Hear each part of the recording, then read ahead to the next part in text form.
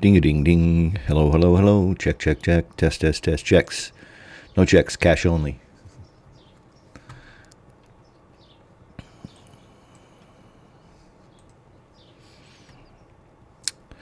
Good evening. Looking a little hot. Check test. Hello, hello. Good evening, good evening, good evening. Hi. Hi, all. Yep, it's 7 p.m. You know what time that means. It is. Good evening to everybody. Of course, as usual, we'll kick around here for just a minute, kind of let people get in. I'll get the sleep rubbed out of my eyes because I just woke up from a nap. Hope everybody had a great week.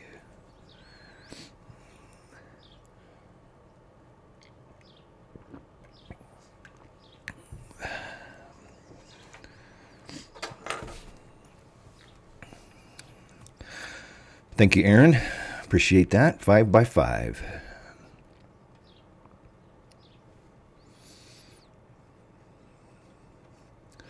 So, as you check into the stream, I welcome you and encourage you to drop us a note over in the chat window to let us know where you're watching from this evening.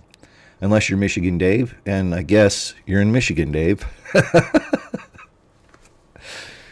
Oh, it's been a week, I'll tell you what. It's been a good week, but we'll chat here, non-RV related for just a second while we let the crowd assemble. I haven't been feeling well. I spent most of the weekend in bed, and I'm just barely getting back on my feet. Been to the doctor, and we don't know what it is. They don't think it's anything serious, but boy, it sure kicked my rear. And because there's HIPAA regulations in the world now, I won't tell you any more other than say everything is fine. Everything is fine. But yeah, so we have Anita Zayas from Fort Worth, Texas in the stream tonight. Hello, Anita, and welcome. We're happy to have you in the stream tonight. Don't forget to subscribe if you're not subscribed. I do appreciate that greatly, and ring the notification bell. I do have some new videos coming out. Last little bits of work on some of them, and I've also been extremely busy when I haven't been in bed, not feeling well, editing the last little bits of a series of videos I'm doing for a gal here in town, some educational videos. She's putting together some educational content, some interviews with some experts in the field that she's in, and happy to be doing that work, so enjoying that as well. Okay, well, we're going to go ahead and get started. I did have some really interesting questions come in last week that I thought I would share with you. And this one question that I seem to be getting a lot more lately. Hello, E Squared from Southeast Michigan. Yeah, feeling a little better. I think another day or two I should be back to my ornery old self. But thanks for your thoughts. Oh, and by the way, I just had a birthday yesterday. Yeah, I just turned 60-something. Under 65. Let's leave it at that. So, anyway, I did have some interesting questions come in last week, and I get this question all the time. Well, not all the time, but it seems to be coming in a lot more. And so I think what's happened is that with everybody buying new RVs in the last year or so, your own personal isolation chamber, I think folks are now thinking about what to do with it when they're not using it, how to store it, and so on and so forth. So, like I say, I get this question a lot. Some variation of this. I'm wanting to park my RV at home, and I'm wanting to semi-permanently hook it up to my house utilities. So let me flip over here real quick. I forgot to do this. I'm still a little discombobulated from, my brain isn't completely working yet. Come on up there. Nor are my eyes, clearly. Can you see that? I think you can. So this one came in from Get My Mail. He says, "Hey, TR, I really appreciate your info. I just bought a 93 Prowler with the intentions of semi-permanently tying into my sewer, electric, and water from our home. Do you see any problems with this, or do you have suggestions? Our house was built in 1980. The trailer would be approximately 20 feet away. The current sewer line from the home is PVC, not steel. I also got a question here within the last couple days that I frankly forgot to go and clip and bring on the screen for you. That was something similar, wanting to use PVC pipe and semi-permanently hook their RV up to their home utilities. Okay, full disclaimer. It is not to the building code for you to do something like this. So you probably won't have trouble with your building inspector unless you get a nasty neighbor that wants to call and report you to the building department. Let me close that, get a little bit better light. But you need to have that in mind. The main problem I see with doing something like that is first you're going to need some kind of a clean out outside. Now that's pretty common. Usually where the sewer, at least in more current homes, usually where the sewer line comes out of the house, there's going to be a probably 4-inch PVC pipe that sticks up for a clean out. And that is the ideal spot to hook up your RV to your home sewer system.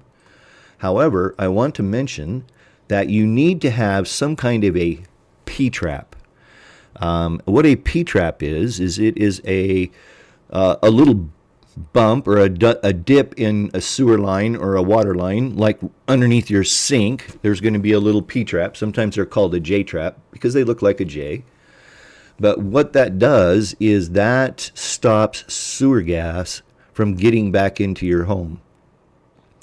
Sewer gas is nasty stuff. It's stinky, and if you permanently attach your RV to your outside cleanout, like I'm speaking of, there is going to be no P-trap between that line, your connection point, excuse me, and your RV. So you're going to want to get, first off, you're going to need some kind of a P-trap. You can make that P-trap with your sewer hose. Let me jump over to this and transition over to this real quick. Thank you for emailing me, whoever you might be. Oh, and I actually want to, we'll start here, and let me close this real quick. So in your sewer hose, you're going to want to have a little dip, and you can make that dip with the sewer hose. Just put a little dip in it so that water is constantly sitting in the hose and blocking the possibility of any sewer gas coming up. The second thing you're going to want is you're going to want to get a connection like you see over here on this sewer hose that is threaded. Okay? Don't use a collar. Oftentimes in many RV parks, you're required to have a collar, which is just a rubber piece that seals the sewer hose, the discharge point, over here by my mouse, to the sewer line. The screwed connection, like you see on this hose, works better. It is more secure and is less likely to come loose. The other thing you're going to want to get is one of these salamanders or whatever they call these things, Sidewinder RV sewer hose support, blah, blah, blah, blah, blah. As you can see here, I bought one of these like this back in 2016. I want to mention that while we're on this, do not do this with your sewer hose. You see how that snakes around? Unless you have to. So I would recommend that you put your little P-drop, your P-drop, right there where it connects to the ground. Let me see if I can get this to hold open. So right in this position right here, take and hold this back and put a little loop to where this hose actually touches the ground. And that's going to give you your P-trap. That's going to give you the option to have water standing in that hose and prevent any sewer gas from leaking back up into your RV. It's not going to hurt you, okay? But it's going to stink, especially from your home sewer. It's going to smell, and it's going to smell bad. So that's the first thing that comes to mind. The second thing is install a dedicated GFCI outlet, ground fault outlet, and use a good quality 12 or 14 gauge extension cord. Don't go to Home Depot or any of your hardware stores and buy a cheap extension cord, 16 gauge. Technically, 16 gauge wire over 20 feet is too small. All right? 16 gauge wire, which is what your normal extension cords are going to be like from Home Depot. You have to spend a few dollars more, get a 12 or 14 gauge extension cord. I would prefer that you got a 12 gauge, okay? Because 12 gauge over 20 feet is going to be just fine. The last thing is get a pressure regulator for the water hose. And anytime you're not using the RV, turn that water off. All right? Do not leave that water hose under pressure the whole time. It's just not good practice. If that hose breaks and you're not home, you're going to spend a lot of money wasting a lot of water because that water line broke. So those are the three main things. Now, I will say that if you plan on doing it with PVC pipe, and you're not great at plumbing like me, I hate plumbing, but sometimes you have to do what you have to do, then you want to probably find somebody that can make that up for you. I see the questions coming in, and we'll get to those in just a moment. So the three things are: make sure you have some kind of P-trap. Whether you do a PVC style pipe with a P-trap, or you put a little dip in the hose, in your sewer hose, to have water set in that hose, but you want some kind of a P-trap in that to stop the sewer gas from coming back up your RV sewer pipe. And then use a dedicated 20 amp GFCI, ground fault circuit interrupter outlet type, and you should be good to go. You should not have any troubles at all. Associated with that are people that have weekenders, and I get this comment all the time. I'm parked and I'm static. I have a weekender. We go up on the weekend. We stay at the cabin, which is really their RV, probably on a lake. And in fact, I guess this was 2017. I was at Lake Taylorville in Illinois, near Taylorville, Illinois, and about 30 minutes south of Springfield. I had friends that were living there. A friend of mine that worked for Burlington Northern, Norfolk Southern, was up there for a couple of years. He was in management. And so I went up there to visit them. It was an amazing place, but I would say that 70% of the RV spots around that lake were weekenders. So there were people probably from Springfield or the area around there. There's quite a few people that live around Springfield, Illinois. And so they were all weekenders. And of course, this relates to, holding tanks, because that's probably the biggest problem that people run into is their holding tanks smelling. But if you have a weekender, then my recommendation, if you can't drive around and slosh the contents of the tank around, like I would recommend if you are, using the BioGeo method, the way I used to treat my holding tanks, that you just fill that tank full of water before you leave for the weekend, put the borax and Dawn in it, and then leave it set for the week while you're gone. When you come back up that next weekend, the first thing you do is just go pull that valve and drain that tank out, close it up, you're good to go. So I think those are probably two of the biggest questions that come up into having that semi-permanent or almost always permanent sewer connection to either a septic tank or your sewer line. All right. So that was the first question that came in last week that I thought was interesting and I wanted to share with you. I noticed that we have about 31 odd people in this chat right now, so I'd love to have you drop us a note over in the comments in the chat window and let us know where you're watching from. Okay. All right. So let's see. We had Anita over in Fort Worth. We've got E Squared from Southeast Michigan. Benoit Fontaine on the road from Pierce, Quebec, Canada. Hello, Benoit. Happy to have you in tonight. Thank you, Aaron, for the birthday wishes. Northwest Ohio from Gary Sharp. Thanks, Gary. Robert Covington's coming in from Tennessee. We got John I'm telling you, my eyes are all fuzzy, so I'm having a hard time reading the chat tonight. From Michigan, John's up in Michigan. Groovejet, hello, man. From sunny northeast UK. Oh, that's amazing. And also a lie. I didn't know that the sun ever shined in England. Well, that's a lie because I know it probably just rains a lot up there. But anyway, it's 2 a.m. now, but been crazy warm. Yeah, it's pretty warm here. The world is most certainly changing. It absolutely is. I have been given an opportunity in UK. I've been told getting a gas-safe filter for RV is difficult, 4-month wait. So I'm going to squeeze that into a small hole. And then he pulled back a message. You've always been great at tank maintenance. Thank you. Yes. Michigan Dave looks like comments on semi-permanent connections. You have to be careful if you are on a septic system not to flood the septic tank all at once with a large amount from your trailer. That's a good point. Especially on older septic systems. I'm glad you mentioned that, Dave. That is an excellent question. If you have not maintained your home septic system properly and you dump 40, 50, 80 gallons of water into it, you could overflow it. Most septic tanks are, after they've been installed for a while, tend to run pretty full. And they kind of get in a groove, if you will. And so, the day's water's coming from the house, flush through the system properly, go out into the drain field, and drain out properly. But if you're dumping your RV's holding tank regularly into your septic tank, you want to be a little bit careful about just dumping a lot of water into the tank for a lot of, in a very short amount of time, like from your RV. So that's a great point. I'm glad you brought that up, Dave.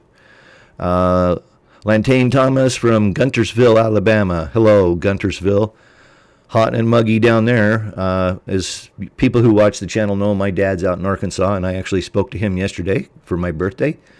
And he said they'd had 2 inches of rain in the last couple of days. So, except like out here in the West, everything is under exceptional drought, and back in that area, it's awful wet. Jason Mills, glad to have you in, man. He says, what's up? I found a pinhole in my sewer line a couple weeks ago. Shot right on me. Oh, yeah, I've got a great story about that. I was in Virginia, Danville, Virginia. Yeah, at it was an old KOA. It wasn't a KOA anymore. And it was a grandma and grandpa and the grandkids. So I think mom and dad were getting a break, and grandma and grandpa had taken the grandkids out to do a little camping with them. And they were parked right next to me, and I was sitting there watching them.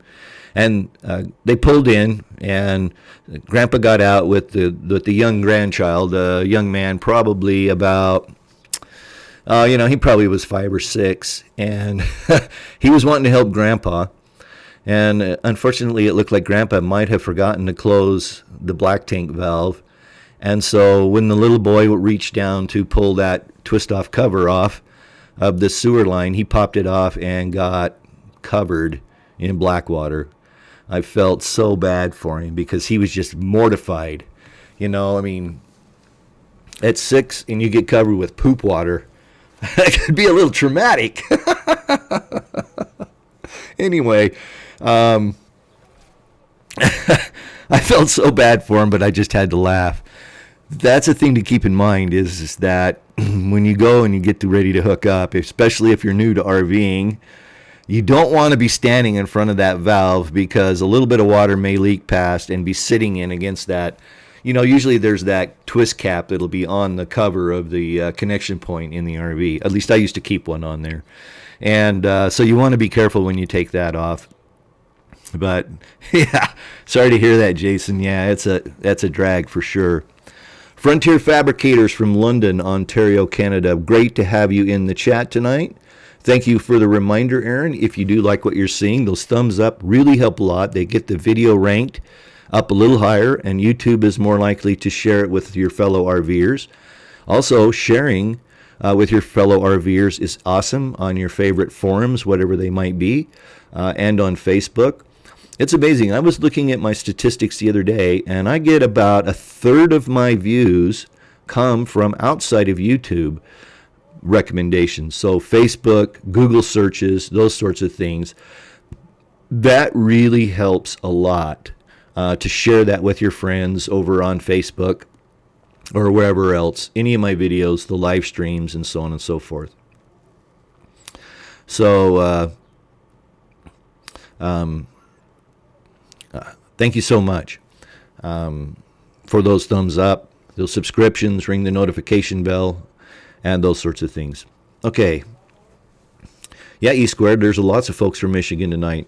I haven't spent as much time as I'd like to in Michigan. I mean, you know, the UP looks amazing to me. I've never made it north of Rothbury, Michigan, which probably is maybe, well, it's over there across the lake from Milwaukee. And in fact, I took the ferry from the Michigan side over to Milwaukee in my 40-foot Class A about, I guess it was 2012. It cost $126 to cross on the ferry.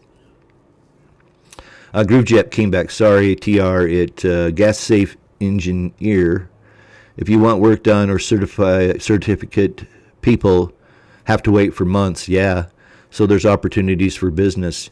Yeah, I always recommend, and I have on my articles over on my website and in my spring maintenance information that I've shared with people, that the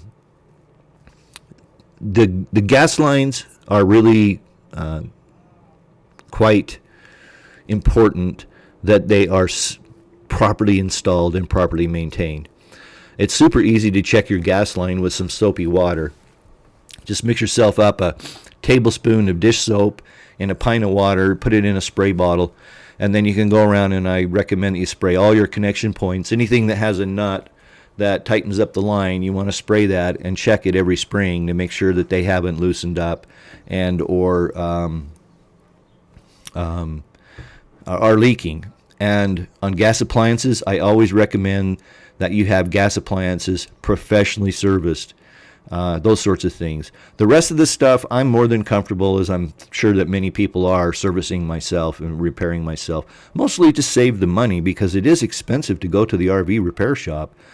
And with the number of RVs out there, I remember it was like probably 2 years ago, and I was actually in Idaho, where I am right now, but I was not living in a home. I was in my RV, and I needed to have my slide adjusted. And so I called a couple of local RV repair shops, and they were 6 weeks out. And that's just crazy. I mean, you know, I needed it adjusted, you know, this week, and I didn't want to hassle with it myself. It turned out to be very easy to do. And I had to go buy a $22 wrench, big enough to loosen up the nuts and do that sort of stuff. And in fact, I might do an RV how-to video on that. That might be a good one. All right, back to the comments. BE Adventure Partners, hey, great to have you in the live stream tonight. I actually did a little bit of an Instagram chat with these kids. I call them kids. They're midlife kids, half my age. Well, maybe a little more than half. But they're doing a schoolie build, and they're just great content, super energy, doing an amazing job. I mean, just an amazing job on this schoolie conversion. I would say they're probably 2/3 done and living in it now. And so living in a construction zone is always a challenge. But they are just great kids. And so I invite you to go over and check out their channel, the BE Adventure Partners. You're going to love their channel. Yeah, yuck. Getting that poop water on you is yuck. GrooveJet, I appreciate everybody, coming into the live stream. And I totally get, that we all have lives. BE Adventure Partners, they're really good about doing their premieres and chatting with their audience on their premieres. And they have quite an interesting and fun audience that join on their premieres. I don't catch everyone because I'm not always at my desk when their premieres happen. But I try to catch up to them, as much as I possibly can. They're in Ontario as well. Another reminder from Aaron, who is right on top of things much more than I am most of the time. If you see someone here that you don't know, hey, take a minute and go head over to their channel if they have one. Watch a couple of their videos, leave a comment, a thumbs up, let them know that you're watching, become their friend, and they might just do the same. Also tell them TR sent you. My favorite BE Adventure Partners, my favorite cell phone booster for off-grid data connections. WeBoost 4G-X RV cell phone booster. I installed one of those, several videos on my channel around that. First, I do have an installation video when I first installed it in 2018. And then several other really, I think, interesting videos. They get a lot of views on how it operates. I also added a directional antenna to mine. And I'll give you two examples. And there's a video on both of these examples, but I'll just give you some talking points. I was at Ocotillo Wells, California in 2019, spring of 2019. And when I got there, there was no cell signal. And so I had put my WeBoost 4G-X cell phone booster in, but I didn't do the directional antenna. And so I went and bought the antenna. Now, WeBoost sells a kit with the directional antenna and all these other things, which was fairly expensive. And I was able to get the directional antenna for about $60. Then I went and got two pieces of conduit, 1 inch and a 3/4 inch, and I built myself a telescoping mast and put it all together. And I was able to get cell phone signal over there where no cell phone signal was available. And in fact, my neighbors on both sides of me were able to get cell phone signals as well. Now, I'll tell you right now, you can share the signal. The way the cell phone boosters work is that it's not like Wi-Fi where you don't want to share your Wi-Fi because that additional bandwidth eats up all your own personal bandwidth. The cell phone booster just takes and is a pass-through device that just boosts the signal. So there's no bandwidth or anything like that associated with it. The second one is I was at Birch Creek, which is about, it's up here in the central Idaho. One of my favorite places to go fish and boondock. It's BLM dryland camping, 14-day limit, those sorts of things. But it is also in an area that is notorious for not having cell signal. And in fact, on Idaho 28, which is the road that runs from essentially a little town called Mud Lake up to Salmon, Idaho, you get to, right there around the campground, and you have no cell phone signal. Excuse me for just 1 minute.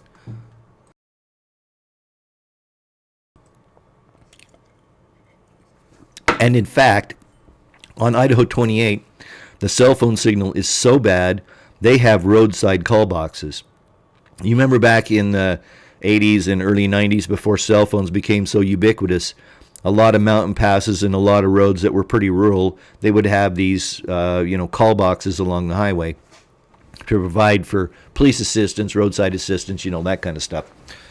And at Birch Creek, and I have a really good video on this one where I show you my directional antenna from a cell tower. I believe I calculated it around 60 miles away. I was able to get an 80 megabyte download. Okay, 80 megabit download. What tripped me up on that was I was trying to upload a video, and I was only getting about maybe 2 to 3 megabits up. And as those of us that do have YouTube channels, uploading videos on a very slow link can be very painful. There were times that I would have to do and run an upload all night long to be able to get a video uploaded. 8-9 hours uploading is painful, especially if it drops in the middle of it for some reason and then you have to restart. So the WeBoost 4G-X RV cell phone booster. Now, I understand that WeBoost, I know this for a fact, they've updated the equipment. I don't remember the exact name of it. And they have an RV specific one.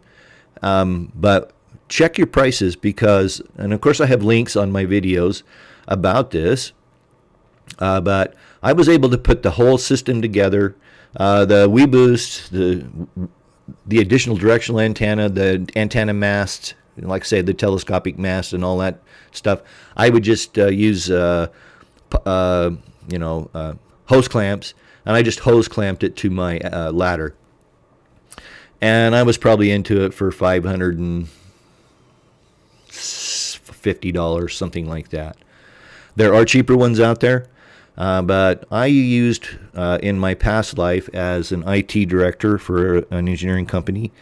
Sometimes in buildings, we would have horrible cell phone coverage inside the building, and I put up quite a few cell phone boosters inside of buildings, and I used the commercial side of Wilson Electronics. I used their equipment for that, and so I knew Wilson. I know they have a great reputation as far as radio electronics go, and so I highly recommend it. It costs a little more, but you definitely get what you pay for with that equipment. And if you want something that's going to last and work well, the WeBoost 4G-X cell phone booster. As a quick reminder and a cheap, selfish plug, I do have an Amazon affiliate. You can find the link in the description to this video or on any of my videos. And I do appreciate your support. It is greatly appreciated. And as an Amazon affiliate, remember, I get a very small commission. You pay the same exact price, and we're all happier. So thanks, guys. Brian and Aaron from BE Adventure Partners, I am so happy to have you in the chat tonight. E squared, he added a secondary valve to avoid accidental oopsie poopsies. That's a good idea. Pause and play. Newly Nevada here, bailed from Cali. Don't blame you there. I don't know if Nevada is any cooler, but I don't blame you there. Latane Thomas. My borax and Dawn has been a lifesaver for my holiday rambler. You're very welcome, Latane. Yeah, it works extremely well. Throw away all those blue packets, all that orange powder crap, any of those commercial chemicals. Just get rid of it. Borax is a miracle compound. Well, it's a miracle element, really. But, yeah, that stuff, it just works. It works really well. Anita Zayas, any good Gulf Coast camping recommendations? You know, I have to be honest with you. I have not camped in the Gulf Coast because most of the time when I would want to be in the Gulf Coast would be winter, and I always tended to be over in Arizona, SoCal area for winters, but I always wanted to get over there. However, there's a lot of people in the chat tonight. Excuse me, just a minute.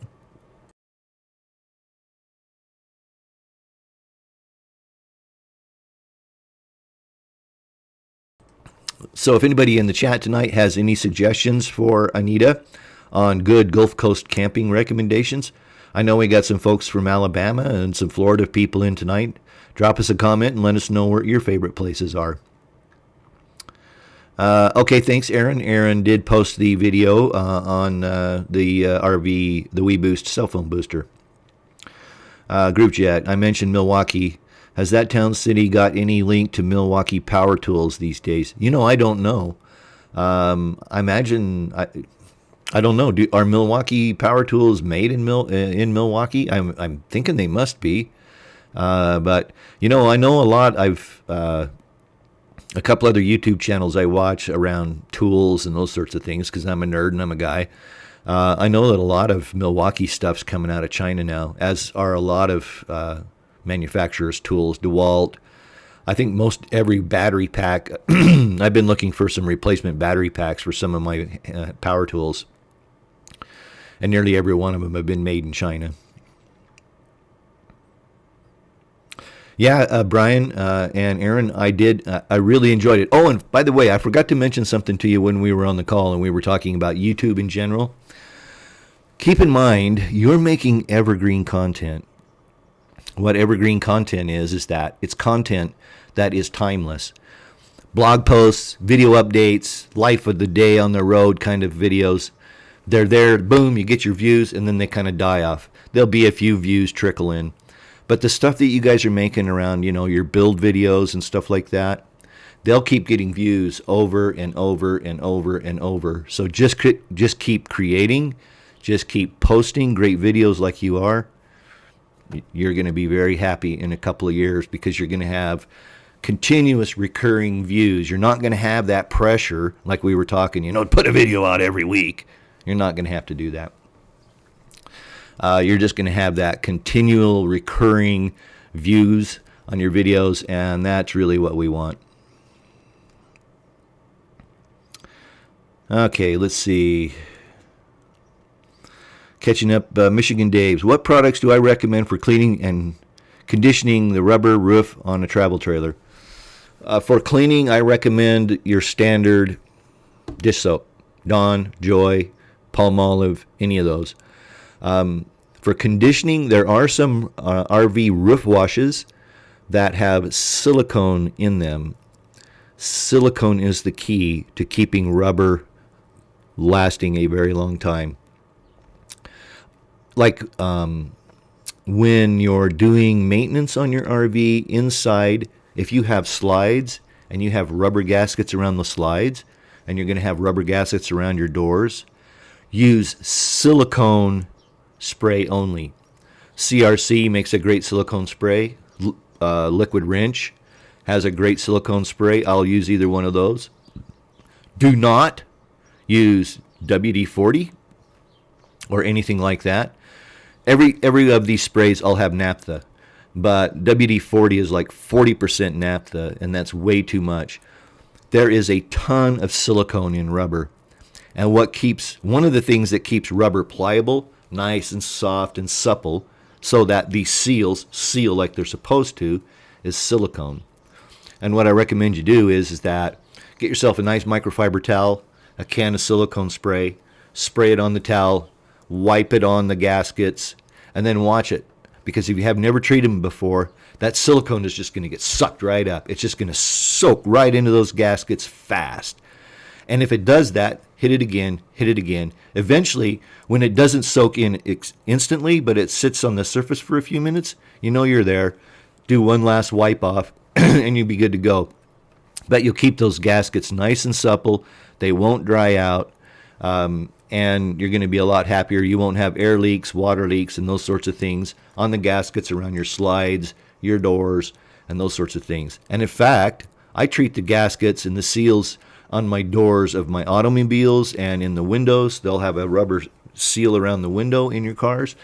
I do the same thing, spray a towel with the silicone spray, and I wipe those down regularly, and it keeps them nice and supple, and so they don't dry out.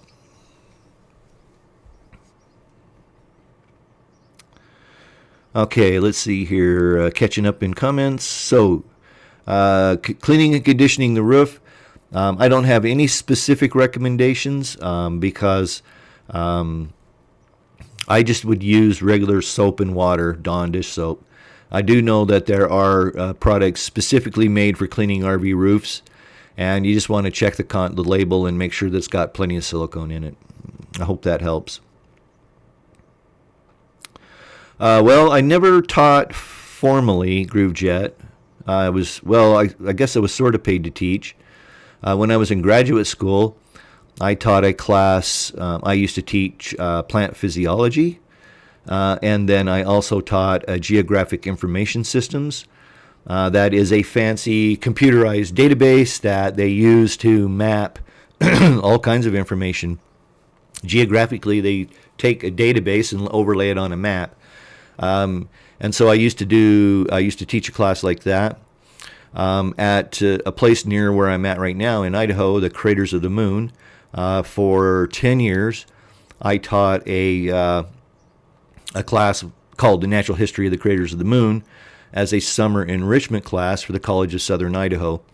And, so I've been associated with teaching for years. This kind of environment, the live stream where you're asking questions and getting answers from and around you RVing, is a great, I think, example of the teaching. And then, of course, a lot of my videos are sort of teaching videos, the black tank maintenance videos, all my how-to videos. I try to make sure that enough information's there that you can do the project. I think probably my biggest pet peeve is that on some videos or on a lot of the forums, They don't give you enough information to do the damn project. You get 2/3 into the project and you get to the last step. It's the most critical. Boom, they just jump right over it, or they don't talk about it in their blog post. And I'm just like, that used to just drive me crazy. So I think maybe my videos are a little bit more verbose, maybe to an extreme. But I want to make sure that you're getting all the information you need to do the project correctly. So I guess I formally taught, but not like you would, not like a teacher in college or high school or grade school. Okay, let's see here. Okay, yeah, great. Yeah, it was fun to get on the call with you. I know it's probably getting late up there in Ontario. Anita says she just got her borax yesterday. Thank you. You're very welcome, Anita, and thank you. Very cool info about the silicone. We'll use your Amazon link for that and the WeBoost if we decide to get one. Yeah, thanks. Appreciate that, guys. Yeah, you'll be happy with the WeBoost if you decide to go that way. Yeah, hit that thumbs up if you do like the content. Also, I noticed we got quite a few people in the chat tonight, or on the video tonight. So be sure and drop us a note. I told you I just woke up from a nap and I haven't been feeling well for a week or so. Drop us a note over in the chat line and let us know where you're watching from tonight. That would be awesome. We'd love to hear from you. Steve Linder, hey, it's great to have you in the call tonight, Steve. From Lee's Summit, Missouri. I know exactly where that is. My dad's in northeast Arkansas, and I've been through Lee's Summit many times. Any advice for replacing slide toppers? Is it a DIYer job? Recommendations to source replacements. Thanks for my wisdom. Yes, well, thank you for asking a great question. Yes, slide toppers are a DIY job, but probably a two-person job. As far as recommended sources, if you just need the fabric, I'm drawing a blank, but what I will do is here in just a minute before the end of the call, if I get an opportunity, I'll slip out and see if while we're chatting, if I can remember. There's a great company that does RV awning replacements, slide toppers, those sorts of things. And yeah, it's definitely something you can do yourself. And in fact, I need to do mine at some point. So I don't have any right off the top of my head, but I do promise that I will put it on the, don't forget to look this up, list, and then have an answer for you at a minimum next week. But thanks for watching, Stephen, and a great question. Groovejet, yeah, for WD-40, finally something WD-40 can't be used on. Normally when you can't use WD-40, a miracle spray like electronics version, no residue. Yeah, but again, the electronics version is great for electronics and water displacement and stuff like that. In fact, that's what WD-40 was invented for, was water displacement. But yeah, you want to use silicone only if you're treating your rubber seals and gaskets. Okay, got another question. Great. Yes, my Class A does have stabilizer jacks. We're looking to either buy all the parts or get a kit. We saw the Bigfoot jacks, not sure. Yes, in a rig as big as yours, I would recommend that you look into getting hydraulic jacks. Lippert Components is the go-to company for jacks. And yes, they have jacking kits. You're probably looking at $4,000 to $5,000 if you buy the kit. I don't recommend piecing one together. Here's my take on that. And I love playing with stuff like this, but I don't want to support that down the road. So I think that Lippert Components, now I have HWH jacks, which are very common on RVs in my class, but Lippert bought HWH. And yeah, those stabilizing jacks are, especially the new ones today, which are self-leveling, right? You push the button and you just sit back and they all get you all leveled out and everything. Mine, mine I have to manually level. It takes 30 seconds. But then you're not dealing with jack pads under the tires and all of that sort of stuff. And you're on and off the jack pads and trying to get level. It's a huge pain in the butt to use jack pads. On a travel trailer, it's usually not as bad, and really common to use a jack pad. And then the stabilizing jacks, the A-frame type jacks that you would find on a travel trailer. But yeah, a good set of hydraulic stabilizing jacks is in a rig your size would be something that I would look into. And the the Lippert components would be where I would go first to look for a hydraulic stabilizing jack system. Tim Myers. Hi, Tim. Great to have you in from Dayton, Ohio. He says he just started using borax as well. Yes, the borax, it just flat out works. It just, you can't argue with success. On a video that's had almost 700,000 views, 2,000 plus comments on my how to maintain your holding tank, not one comment has come in and says, you're full of beep, insert explicative there. It works, period, end of conversation.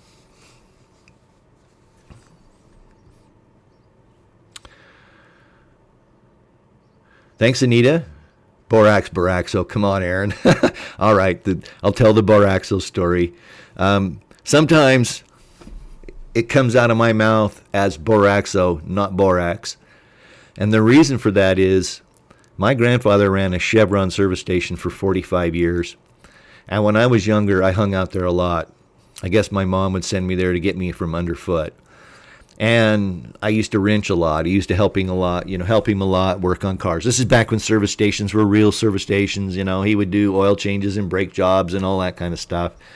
And when I was younger, one of my jobs was cleaning the bathrooms, right? What are you going to do? When are you going to give your grandkids something to do? Go clean the bathrooms. Go stock the paper. Go fill the soap dispensers.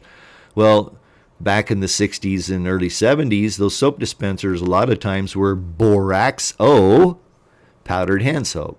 It contains borax and soap. And surprise, surprise, it actually works really well in your holding tank as well. In fact, it kills two birds with one stone. But I have not experimented with Borax-O to know exactly what the ratios are. So borax is what you want to use. Borax. 20 Mule Team, Milford. There's links in the video that send you out to my Amazon store. There's also a link in this video to my Amazon store, and you can look for handy items for RV owners, and I've got links to alternatives out there. I'll also mention that in some places in Canada, apparently you can't get 20 Mule Team Borax.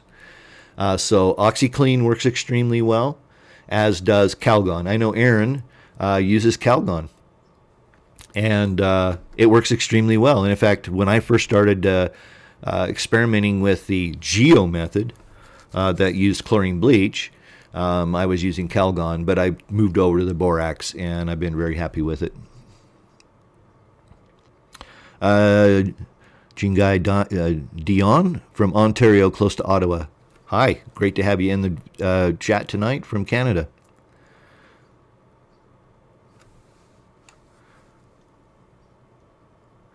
Okay, so that's a good point, Groove Jet. I can't even imagine driving my 40-foot Class A motorhome in England or on European roads, maybe other than the Autobahn. Your roads are tight and hard to get around on, and you don't see a lot of large RVs over there. They're more caravan style, what we would consider here in the U.S. a Class B or a Class C, I think are more common than Class A size RVs. And mostly that's because of the size of your roads. Another thing that comes up, especially here in the U.S., is in older campgrounds, it's very difficult sometimes to park a 40-foot Class A motorhome.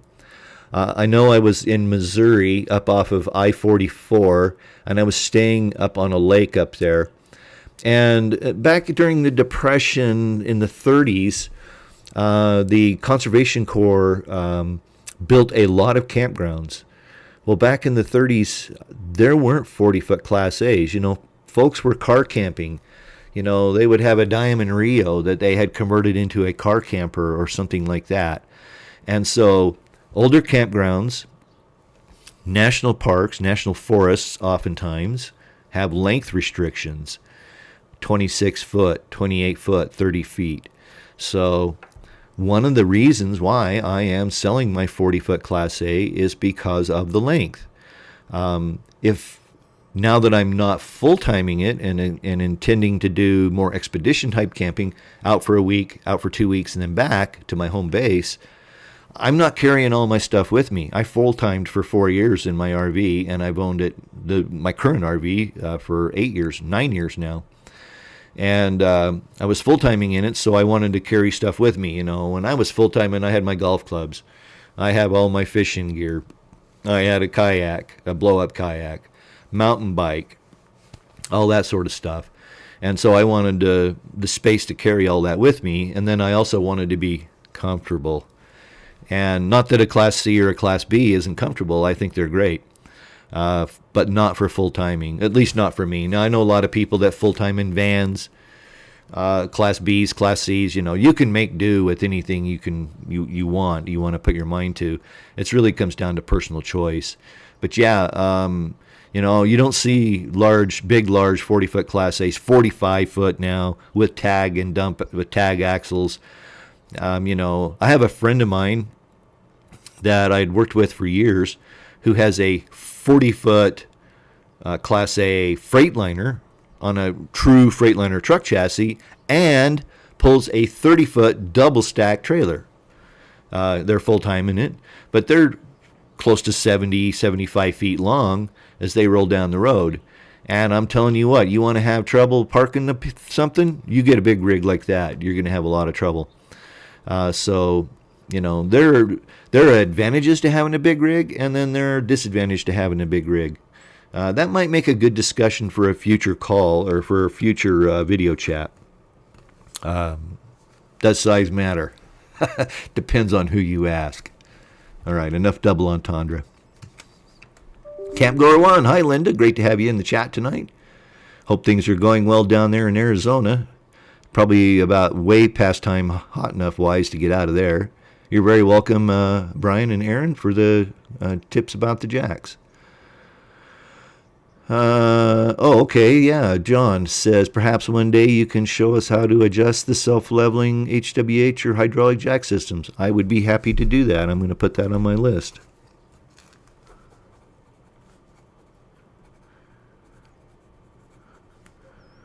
Level jacks. Okay, got that one down. I'll be sure and do that for you. Let's see here. Catching up. I'm full of black tank sludge. Yeah. We all know that's poo. That's what people aren't saying. Yeah, well, hi, Mary. Nice to have you in. Well, some people, I've been called the poop guy. In fact, that was my nickname at the RV park I spent the last 5 winters at. He's the poop guy. And in fact, a lot of people may not know this, but I used to do my BioGeo method as a 1-hour live presentation that I would present. I was going around. There were folks in Tucson, and in fact in the area around Tucson, and I would go and I would do the presentation live at their RV park. In fact, I would do it every year live in the fall at my RV park. I'd go to the clubhouse and I had a PowerPoint slide deck, and I would present the information. In fact, I'm actually working on a third revision of the video itself, which I hope to have out here probably within the next 6 weeks, depending upon how this other project that I'm working on that's not RV related at all comes together and I can get it off my desk. But that's how I refine the information, and I gain a lot of great tips from super viewers just like you guys that come in and say, I do it this way, or I do it this way. And I always say this, here's a starting point. This is a template. You need to experiment. You need to figure out what works best for you. Okay? Here's how I'm doing it. Here's my conditions. Here's my rig. Here's how the size my tanks are. But you're going to need to experiment to figure out what works best for you. And that's what's important. I just want to get you started down the right road. I'll be here as a resource for you so you can come and ask questions, make comments, telling me I'm full of black tank sludge. And that's fine, you know. Remember, I did 20 plus years in radio, and I would get calls all the time because I said something nasty about Van Halen or something like that. I used to call him Van Squealing, and I'd get somebody call me up, "You're the biggest piece of shit." You know, I'm used to it. I got really thick skin. Well, except every time at this age now I touch myself, I scratch myself and bleed. Something you get to look forward to, Brian and Aaron, when you get to be my age. Arr! Okay, let's see. Mary, thank you for the chrysanthemum. Appreciate that. RV Travel, Stay Play. Hi. Oh, you're in Meridian, and you have a Tiffin Allegro bus. Great. I'm glad to have you on board. Yeah, Meridian. I've got family all through the Boise Valley, Boise and in Caldwell, and my grandparents are all buried over in Parma. My grandparents on my father's side are buried in Parma. For you folks that are not in Idaho, Meridian is over near Boise. It's west of Boise. In fact, you can't tell the difference between Boise and Meridian. And when I lived there in the 80s, it was a good 10 minutes between Boise and Meridian. But now it's like everywhere else. It's been discovered, and, you know, it's just one big metropolitan area. Oh, BE says they were able to get 20 Mule Team in Ontario. Okay, great. Yeah, I know that in certain places, and I've had reports come out of Canada that for some reason they're not able to get the borax. And it's like in California, you can't buy ZEP concentrated orange cleaner. There's some California thing, you know, you've all seen the warning labels. This product is known to the state of California to contain cancerous products. Well, I'll tell you what, you don't have to always use the ZEP orange cleaner. It's the one I found that works best, but any concentrated degreaser works fine, like ZEP, Simple Green, Simple Purple, those sorts of things. They work great as well and are usually available in Cali.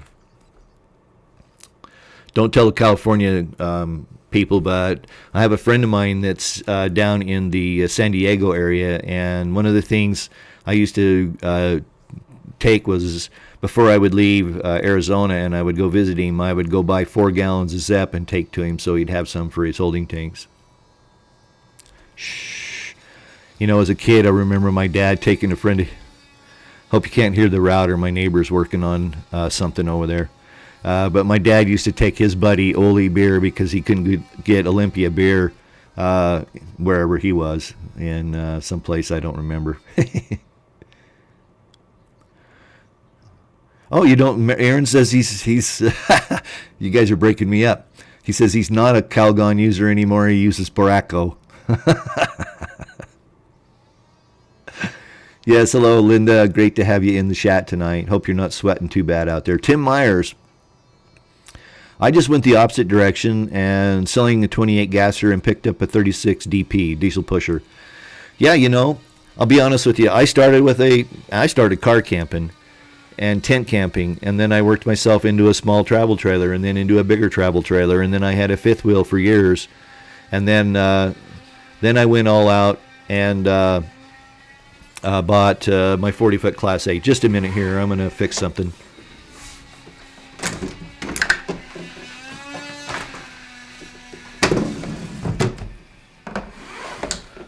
Okay, hopefully that makes the router noise go away. We're almost out of time here, but if you have questions or comments, be sure and throw them over into the chat stream. As long as good questions or comments are coming in, I'm happy to stay as long as you want. I generally try to keep these to an hour, but I'm happy to go as long as you'd like. So Tim, yeah, I know the thing.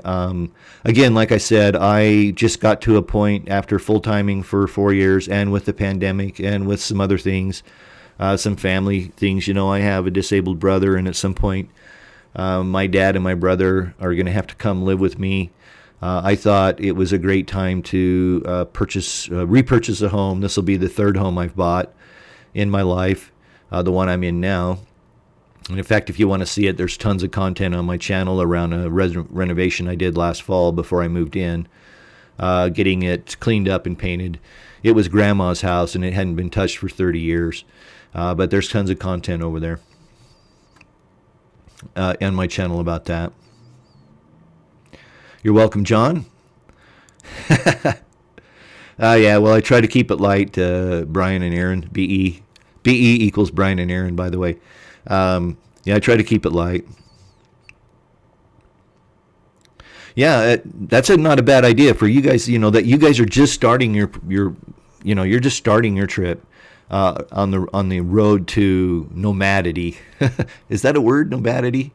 And yeah, and I went over and I was I'm compelled that you guys have done a great job of building, more videos around other than what you just have on YouTube and putting them in a catalog on your website. So go over and check out Be Adventure Partners. And if you know folks that are considering a schoolie conversion, man, they've got a great one going, and they've done an amazing job. Yeah, so, and they're fun kids, and they would appreciate your support, I'm sure. Craig Carter, hey, great to have you in, Craig. The new improved poop guy video. Yep, that's going to be, maybe that's what I'll call it. And I'll cite you for that. Yeah, everybody's on their way to my age. Trapped in Colorado. Well, there's worse places to be, Craig. I'll tell you what. Is that I don't know if I should say it Jean Guy. I don't. My French. I have a very close friend of mine. His name is Pilot, and we used to call him Pilot when we were younger. Pelot, but it's really French, which is Pilot. You don't say the last letter. Okay, let's see here. Oli Burgers. Yeah, you know Oli. Craig Carter, I use the RV snap pads as well as Technoflex hush pads made in Canada, available on Amazon. Interesting. Okay, Mary, did I miss a question? Maybe I did. Let's see. Mary. Aaron, would you mind checking the comments for Mary's question for me and pointing it out if I've missed one? Sorry, Mary. Sometimes it gets a little tough to catch up when a lot of comments are coming in. I get a little bit behind, but our buddy Aaron will swing back and see if he can pick those up.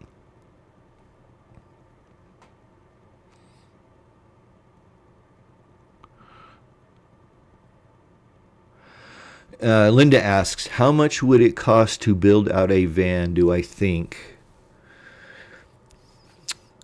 Well, obviously it's going to depend on how you build it out and what kind of features and things you have in it. I would think that not including the cost of the van, you're probably for a minimal build $2,000 to $3,000, and then it goes up from there. But I think that, I know, like I say, I'm a build nerd, and so I do watch a lot of other people build stuff.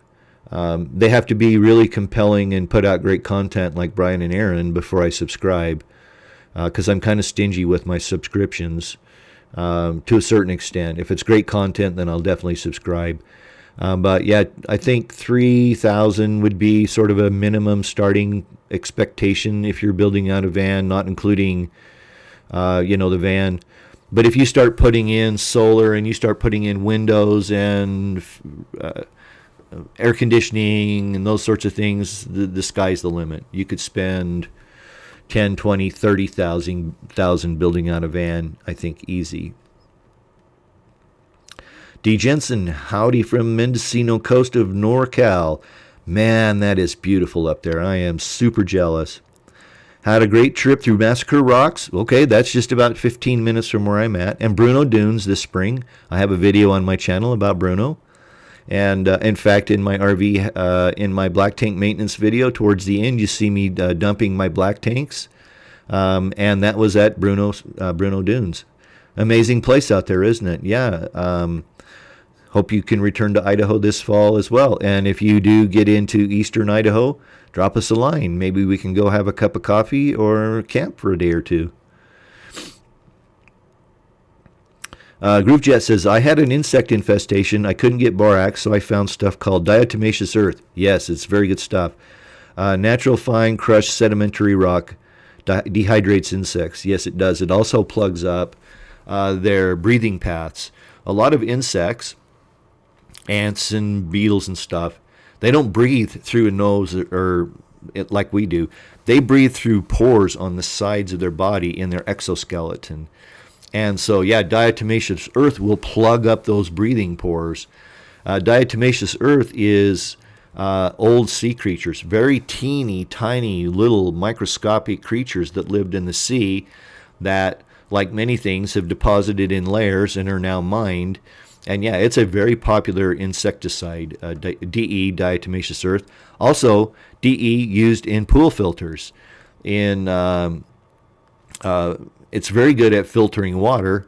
And in fact, in my place over in central Idaho, when I had it, I used to irrigate my lawn with pond water. And I had gone to the building materials thrift shop. It's like the Habitat for Humanity. I walked in there one day and they had this brand new pool filter that had never been installed. And man, I snapped that right up. And that's how I was filtering my water. For my sprinkler system, I didn't want to run pond water or ditch water because it's full of organic matter and dirt and silt. And so I would filter it through a swimming pool filter and it would come out crystal clear. Of course, I wouldn't drink it, but it also didn't plug up my irrigation system. You're welcome, guys. You're very welcome. Okay, so Brian and Aaron have spent 26,000 Canadian, 21.5 US in their schoolie build so far, not including the 6K USD price of the bus. Okay, so you're into it for 30 grand. That's not bad. And man, they've got a lot of really nice stuff in their bus. So there's another example for you, Linda. Go over and check out their channel, BE Adventure Partners. I know it's not what you're wanting to build as a bus, but man, they've done a great job. And that would give you a sense for what you're going to get for your money. Yeah, hang on a minute, Aaron, just a second. I might have had a comment come in elsewhere from Mary that I might have forgotten. Let me check one spot here. No, I don't see it here. So yeah, Mary, if you could submit your question. I apologize if we're missing it. Looks like Aaron went and looked for it. He couldn't run it down either. I didn't see it in the chat either. And it might have been something that I missed that came in this week. As I mentioned, I have, kind of been a little under the weather for the last couple days. And so it might have slipped through. I will do some research, and Mary, I promise I'll answer it next week.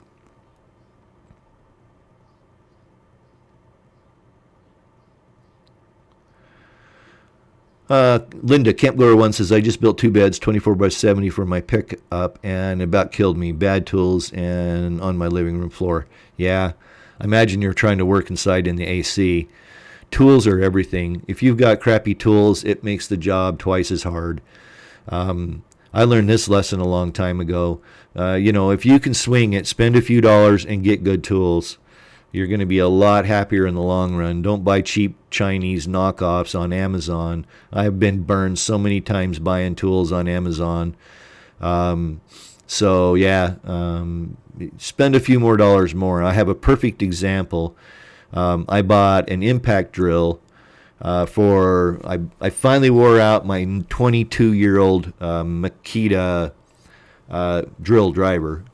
And so I decided I was going to go with an impact, and I went and bought Black & Decker, who you would think is a good name. And so I bought a Black & Decker impact drill. It was about half the cost of the Makita. I thought, I don't need a professional tool. 2 minutes of using that drill, I had ruined it. I had to send it back. I ended up going and getting a Makita.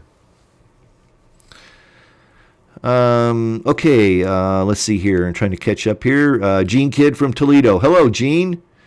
Great to have you in the chat. Do I know a source that replaces thermal pane RV windows? Yes, John, and I will get that to you, but it's going to be in next week's chat.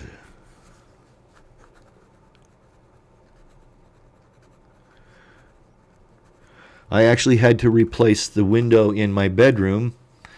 I had an unfortunate incident in the Utah desert several years ago, and I lost my awning, and it took my bedroom window when it ripped the awning off. The awning whipped around and busted the window. And yes, I did replace the window, and I will get you that source, but it'll be next week, so look for that next week.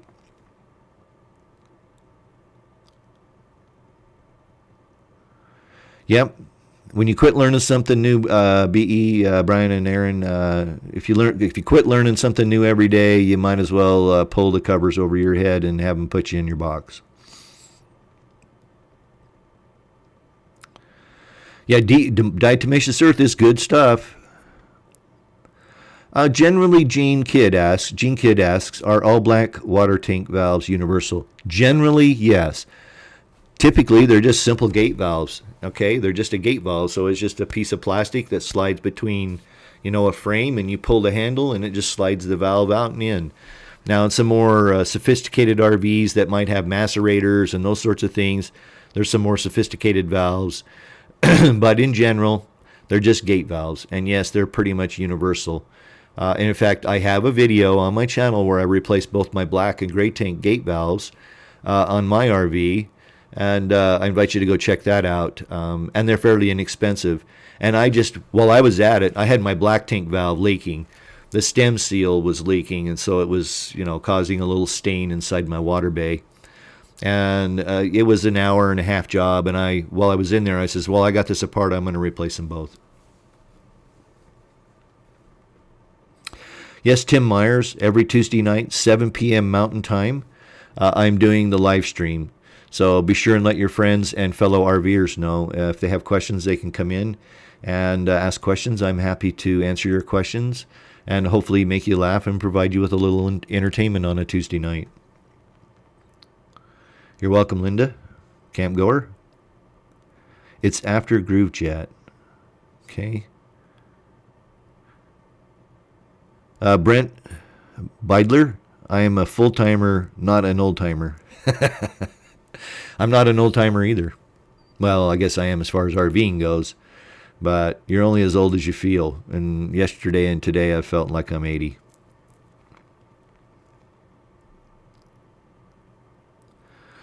My biggest boneheaded RV mishap that still doesn't make me laugh.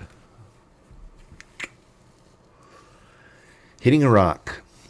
I was pulling into an RV park, and you know how these guys like to put these big-ass rocks at the end of the rows to keep you from running over the grass?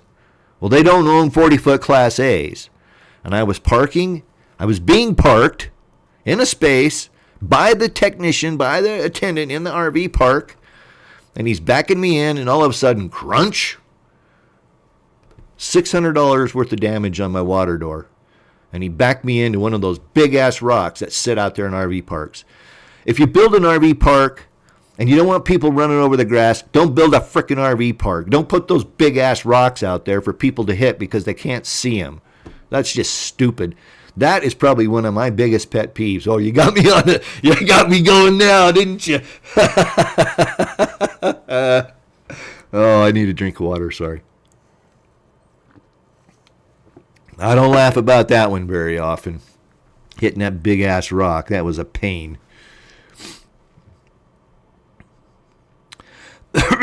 Debbie Carone. Hey, Debbie, great to have you in. Do we need tank valve lubricant? Nothing special. WD-40 or silicone spray is just fine. What I would recommend that you regularly do every spring is take your favorite silicone spray, and that's what I use. And I treat all my gaskets and seals, the door gaskets, the slide gaskets. Then I put the little chute pipe in, and I go out and I treat all my locks. So I put a little shot of silicone in every one of my locks, my door locks on my basement compartments, the door lock on my RV, and pull your valve handles fully out, spray them with some silicone, wipe them down, spray them again, slide them in and out a couple times, and that'll help. There's a little O-ring that sits on the metal shaft that pulls the valve in and out. There's an O-ring that sits back in there that keeps it from leaking. And spraying a little bit of that silicone on that valve stem and working it in and out will lubricate that little O-ring, and that is great. You won't have to do like I did and replace the valve. Now, in 10 years, you're probably going to have to replace it if you use it a lot. And so, because stuff wears out.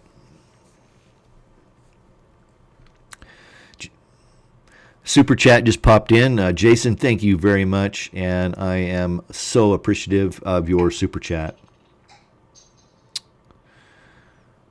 So, Debbie, I hope that answered your question. Yeah, camp goer, I know the feeling about having muscles you never knew you had.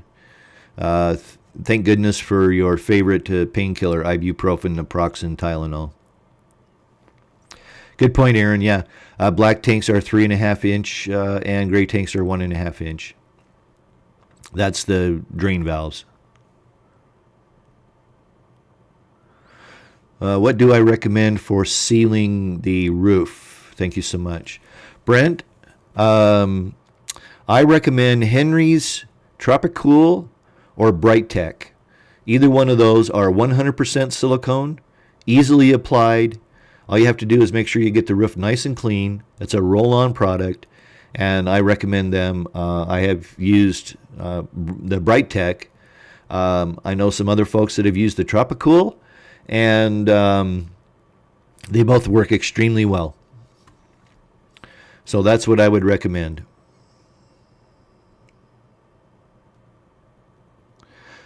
GroupJet says, oh, would I believe there are food-grade diatomaceous earths? Yes, that people take for health benefits. I don't know how or what it does.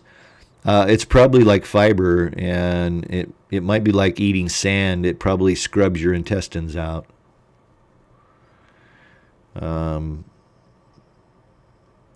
Thanks, Aaron, for posting up that link.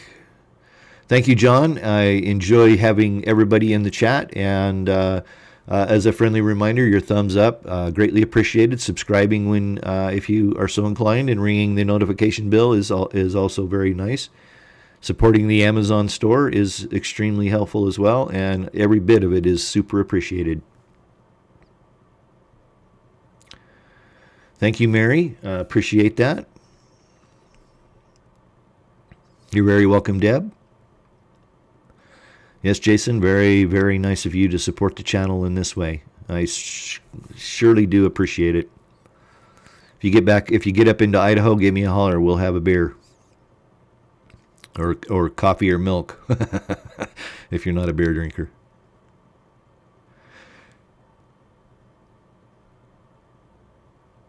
Oh, that's funny. GrooveJet says, yeah, he knows those big-ass rocks. They dump them there in UK at road entrances to stop RV'ers, gypsies. They're called gypsies in the UK. We call them nomads here, parking up their RVs. You're welcome, Brent. Hope it helped. I know it's getting late, but how do we activate Super Chat? Okay, D. Jensen, in the chat window at the bottom, there are 3 icons, a smiley face, a $sign, and I don't know if you get to see the one that says create a poll. You probably don't. You probably see the smiley face and the $sign. And you can click on the $sign, and that is where Super Chat is, and follow the directions there. Craig, yeah, sandpaper. Okay, and Aaron just gave the same answer. Linda, you are so kind. Thank you so much, Linda. I greatly appreciate your support and having you on the chat. And your little emoticon icon is just cute as hell. Those bunny ears make me laugh every time I see them. Okay, so Lex, we're kind of getting towards the end here, and that's about normal. Yeah, we've been running an hour to an hour and 20. Again, just a quick comment. If you haven't dropped us a note over in the chat window to let us know where you're watching from, I do appreciate that. I'm curious, and I know we have a lot of folks come in from Canada, somebody at 2 o'clock in the morning from the UK. So thanks so much, everybody, for watching. Dorian Hitchcock asks, how does wildfire smoke impact my camping? He's in Idaho as well, and I have a bad feeling that this is going to be a bad year. Dorian, 2 years ago, I was at Chalice, and the big fire was burning up there near Salmon. And I was in Chalice. I was actually on my way to Redfish Lake to a wedding, but I had a week to kill. And I have friends in Chalice that live in Chalice there, so I'd stopped up there. And I was staying at the golf course in Chalice. It's a fairly inexpensive. They have a small, probably 15, 20 site RV park there at the golf course. And I was staying there. And it was miserable. It was miserable. You couldn't even go out of your RV. You couldn't see 20, 30 feet. It got so smoky. What saved me was something that we talked about. I believe this would have been 2 live streams ago. Was this. Whoops. Let me come back here. Sorry that I wasn't ready for that. I still have that in there. Whoops. Get back here. Let me get this up here. Just a minute. Get back to this. Come on. All right, let me go fix this. Okay. Alrighty, so let me see now. Bring this up here.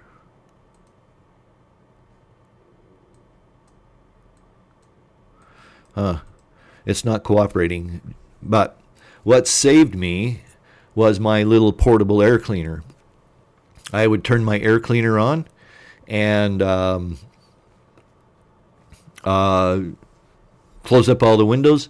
And my little electrostatic air cleaner, which was an Auric. I can't seem to get the picture to work. Of course, it never does when you're trying to make it happen at the last moment here. Let me see. Let me see if I can. Yeah, it's not gonna play nice tonight. But my little portable. Holy smokes! What happens if you look away for 5 minutes? My goodness, people! Thank you very, very much, Craig Carter. You're the man. How can I be the man if you're the man? No, you're the man. Okay. Groovejet, I'm so happy you came in from the UK tonight at 2, 3 in the morning now. Nearly 3:30. Go to bed. Gene Kidd, always great to have you on the call. Pico Pico, California, 1,000 Trails, just outside San Diego. I know exactly where that at. Stayed there myself. Craig Carter, thank you so much. Mary, amazing. Thank you for your support. BE Adventure Partners. Wow. Thank you, guys. You are the greatest. Thank you, thank you, thank you. That is amazing. Two Feathers, always love to hear from you. Thank you. No, thank you for Two Feathers for being in the chat tonight. Oh man, I'm overwhelmed. Okay, I think we're probably getting towards the end of it here. Aaron, thank you for thanking. Debbie, yeah, I'm actually feeling a lot better. I halfway considered canceling tonight, but I took a nice long nap, and literally I was just getting woke up about 20 minutes before the stream started tonight, and so I'm actually drinking coffee, which now means since I took such a late nap, I'm going to be up till midnight watching TCM, Turner Classic Movies. I've gotten into watching the older movies. Well, I've always enjoyed them.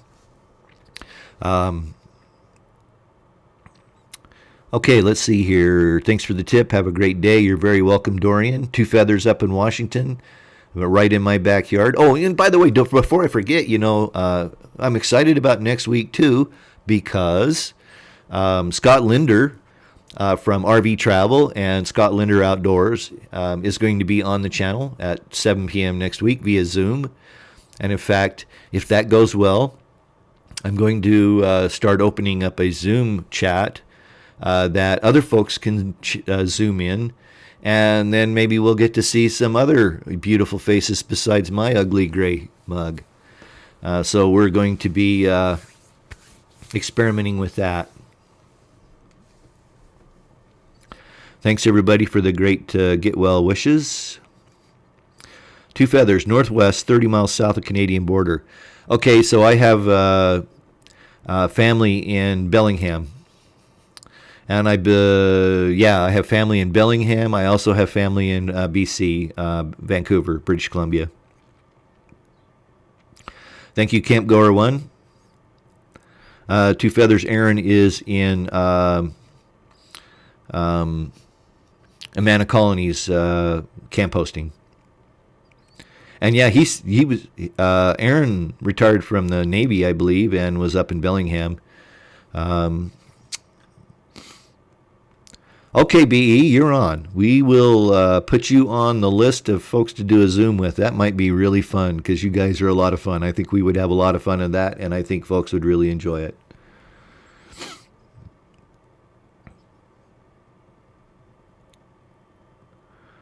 Oh, that's a good point. Yeah, the Exorcist movies. Yeah.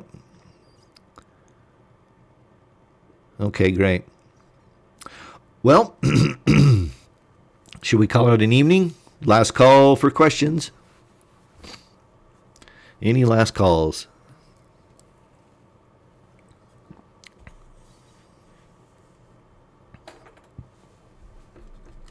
Okay.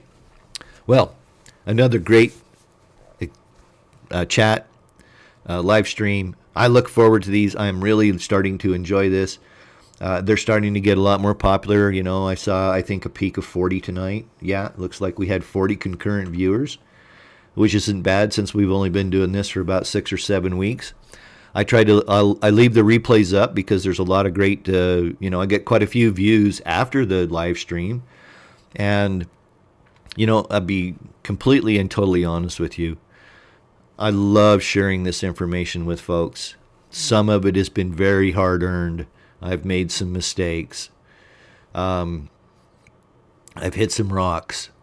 And so hopefully I'm going to help you, first off, save some money doing these maintenance things yourself. You don't have to take it to the RV shop and wait 6 weeks for them to be able to get to you. I'm also very straightforward about when it's time for you to take it to the RV shop, and that's particularly when you don't have the skills to do the work. But most everything I'm doing, all it requires is some basic hand tools, and I try to save that or share that information with you so you can take and save that money and go spend it on RVing, not on your RV, but RVing. All right, I'm going to call this good. I'm going to make one last scan through the comments here. Groovejet says he's from a small town called Bellingham in the UK. I actually visited the UK. We had an office in Ireland, County Mail, and I used to fly there, made it out there several times, and I used to fly through Gatwick. And we also had an office really near Gatwick there in London Metro. Mary says her son's in the Navy in Seattle. Yeah, well, he's probably in Bellingham, because that's where the Navy base is in Bellingham, Washington. Two Feathers, yeah. Okay, and don't forget, yeah, Aaron has his channel, Three Tails, and in fact, Aaron's reminder is always pertinent. If you see somebody in the call or in the live stream tonight, you might want to go check out their channel. I know BE Adventure Partners, Aaron has his channel, and there's several others that come in here that are in regular viewers that also have their own YouTube channels. And tell them that RV sent, or tell them that TR sent you. Hey, that's a song title, or that's lyrics. Aaron, I've paid my dues, time after time. I've done my sentence, but committed no crime. Good night. Thank you, Brian and Aaron. I look forward to Zooming with you. I will be catch up with you offline. Yep. Good night, all. Thanks, Aaron. Oh, by the way, Aaron, the check isn't in the mail, but your package is. Great. I have family in Ireland called Limerick. Yeah. And Mary Everett and Bremerton. Yeah. Okay. Well, we're going to call that one good. Looks like everybody's dropping off, so we're going to call it an evening. Thank you so much, everybody. This is amazing. I love interacting with you. Your super chats, just your support in general is greatly appreciated. So until we get together the next time, peace. Good night. Love y'all.